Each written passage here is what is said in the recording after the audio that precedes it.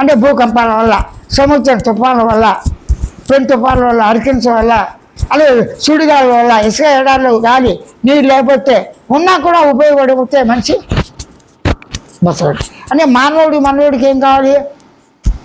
శరీరాన్ని బతకడానికి అన్నప్రసాదం, పానీయం, కట్టుకోవటానికి బట్ట, అదే రక్షణే. చదివేస్తే ఏమిటి రక్షణ?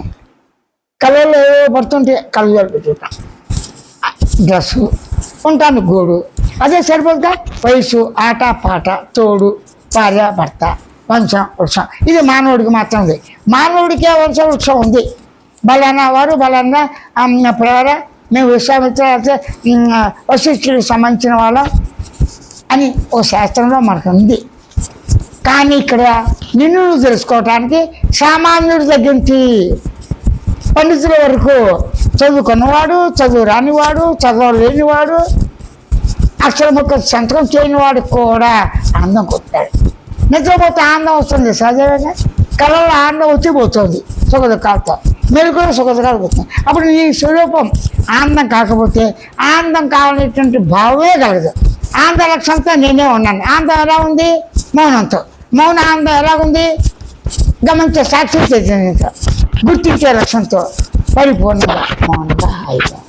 ఎప్పుడైతే నీకు ఆనందం ఉందో ఈ శరీరం ద్వారానే ధర్మ అర్థ కామ మోక్షం, అంటే ధర్మంగా, అర్థం అంటే ఏంటి?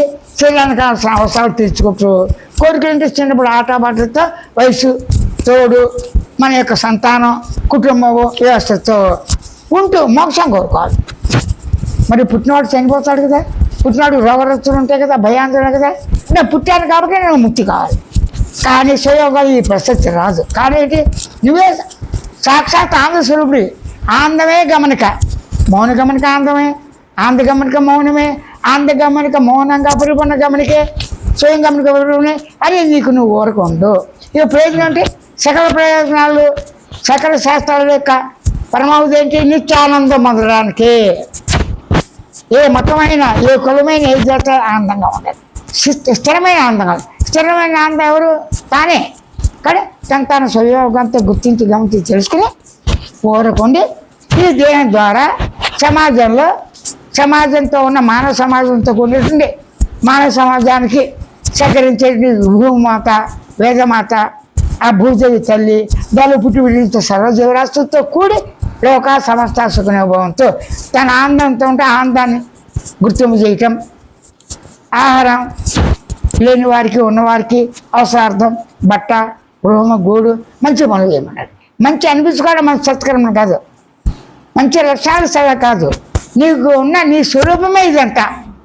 నీ స్వరూపాన్ని సమతా దృష్టితో చూస్తూ, భావంతో కావాల్సిన విధంగా ప్రవర్తిస్తూ, ద్వైత భావంతో వ్యవహారంలో ప్రభుత్వానికి, రాజ్యాలకి, ఆ యొక్క ధర్మానికి అనుకూలంగా జీవించడమే సద్ధర్మాచరణ.